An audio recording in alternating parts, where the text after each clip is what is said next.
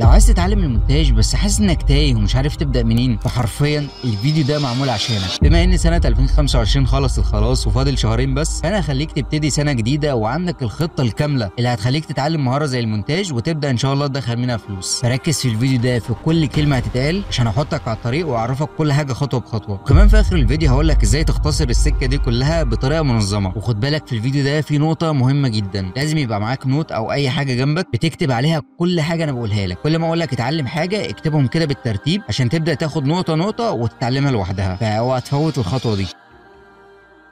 اول غلطه بيقع فيها اي مبتدئ وهو انه بيبدا غلط. بتلاقيه بيبدا يتعلم كل البرامج مع بعضها، يدخل شويه على بريمير، شويه على كاب كات، شويه على دافينشي، وده اكبر غلط حرفيا. ركز على برنامج واحد بس وتميز فيه، وطبعا انصحك جدا ببريمير برو، مش لانه الاشهر بس عشان فعلا هو برنامج اعتمادي جدا، واي شرح بينزل عموما على يوتيوب 90% منه بيتشرح على بريمير برو، لانه في حاجات متقدمه كتير، والفكره اصلا التكامل ما بينه وما بين برامج ادوبي كلها بتخليه حاجه مميزه جدا. اول حاجه ابدا اعملها ان انت تتعلم واجهه البرنامج، ازاي اصلا البرنامج بيشتغل، فكره البانلز، ابدا اتعرف على التايم لاين، ازاي تضيف افكتات، ازاي تضيف فيديو، ازاي تقط الفيديو، وبرده ازاي تضيف صوت وتعدل عليه، وازاي برده تضيف تكست، صوره، حاجات بسيطه كلها. كل الاساسيات دي عموما ما تستعجلش في الخطوه دي، خد على الاقل اسبوعين، ده اقل حاجه. ابدا اتعرف كده على البرنامج حرفيا كانك بتتعرف على واحد جديد، افهم كل حاجه فيه. وعلى فكره انصحك جدا بالفيديو ده كورس مجاني كامل، ده بقى انا شارح فيه الاساسيات كلها، هيخليك تعدي مرحله الاساسيات دي.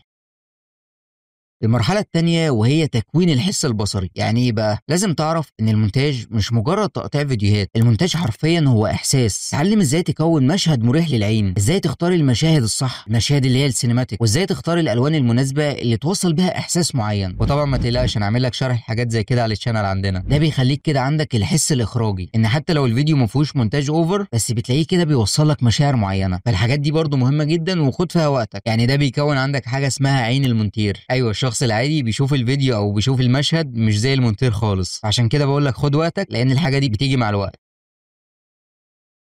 لازم تتعلم ازاي تلون الفيديو بشكل سينماتيك، صدقني هينقل شغلك او الفيديو بتاعك في حته ثانيه خالص. ابدا برضو بالاساسيات في التلوين، اعرف فكره الكونتراست، فكره الاكسبوجر، فكره الوايت بالانس والهايلايتس والكالر ويلز والاتش اس ال اللي هي درجه اللون وتشبع اللون واضاءه اللون. تتعلم ازاي تتحكم في كل حاجه، ففهم الالوان عموما حاجه مهمه جدا، وبرضو لازم تدرب عينك عليها، فالموضوع ده برضو هياخد وقت وما تستعجلش فيه. يعني تعالى بعد فتره هتفهم الكلام اللي انا هقوله لك ده، انت بعد كده هتشوف الالوان بطريقه مختلفه تماما، حرفيا هتشوف التفاصيل الشخص الطبيعي مش بيشوفها. زي ما قلت لك انت بتبقى شايفها بحاجه اسمها عين المونتير. بس في حاجه بس قبل ما تكمل الفيديو، هل انت معاك نوت وبتكتب كل حاجه زي ما قلت لك ولا لا؟ اكتب كل حاجه عشان تبدا تتعلم كل حاجه بالتفصيل وما تفوتش اي حاجه. يلا بينا بقى نكمل.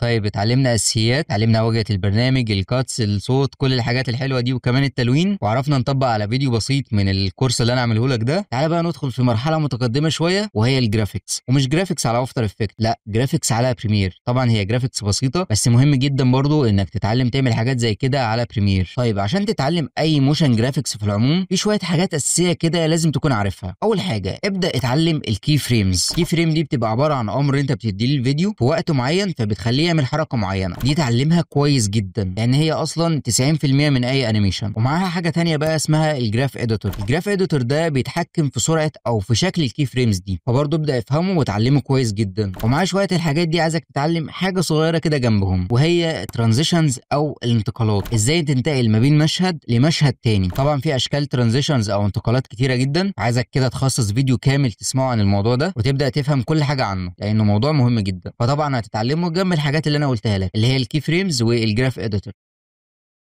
الخطوه اللي بعدها بقى ان انت هتبدا تشتغل على فيديو وتطبق كل الحاجات اللي انت اتعلمتها، من اول الكاتس للتلوين لاضافه البي رولز لتعديل الصوت للجرافيكس البسيطه اللي انت اتعلمتها. وطبعا كل ده على بريمير، لسه ما رحناش لاي برنامج تاني. وفي الموشن جرافيكس اللي انت هتعملها على بريمير هتبقى حاجات بسيطه، انيميشن صوره، انيميشن تكست. وطبعا في فيديو برده كامل عن الموضوع ده اللي هو مونتاج دوبامين كافين. الفيديو ده عموما مستوى متوسط فهيبقى مناسب جدا لحاجه زي كده ان انت تطبق عليه بعد كل الحاجات اللي انت اتعلمتها دي. عموما لحد هنا انت ممكن تاخد وقت مثلا حوالي 3 شهور انك توصل لمستوى زي ده، فهتكون قادر ان انت تعمل فيديو كويس جدا وكمان تشتغل مع عملاء عادي. بس يعني ما عندكش خبره لسه بقى في افتر افكت والحاجات دي، وعشان كده بقى هننتقل للخطوه اللي بعدها.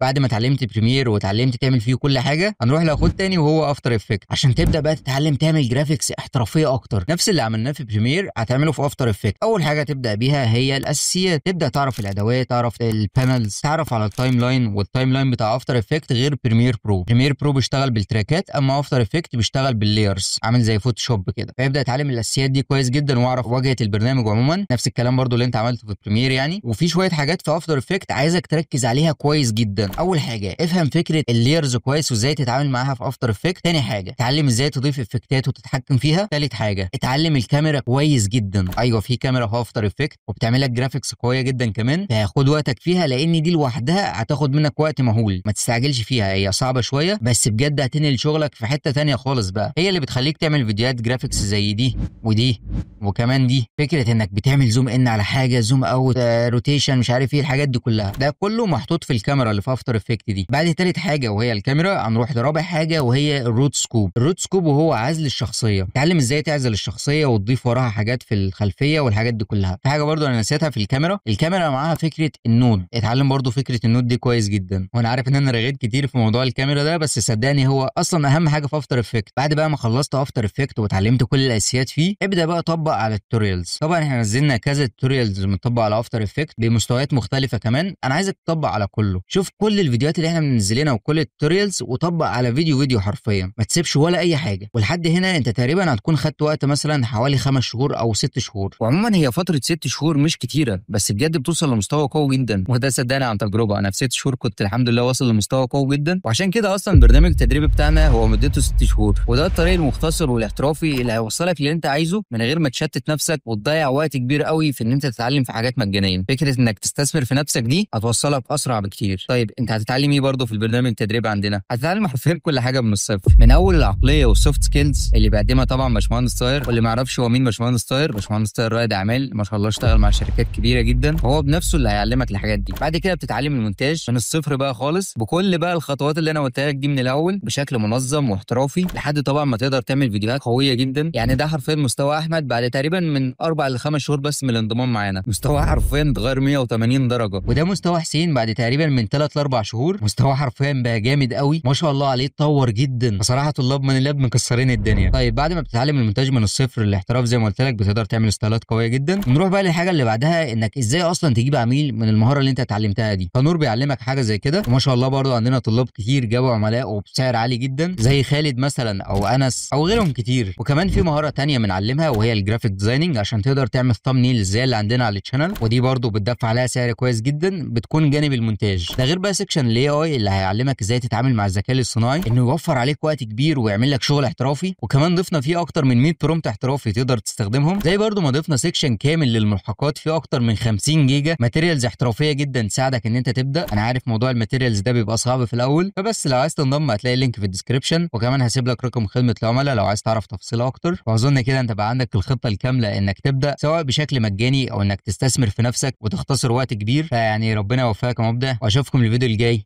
سلام.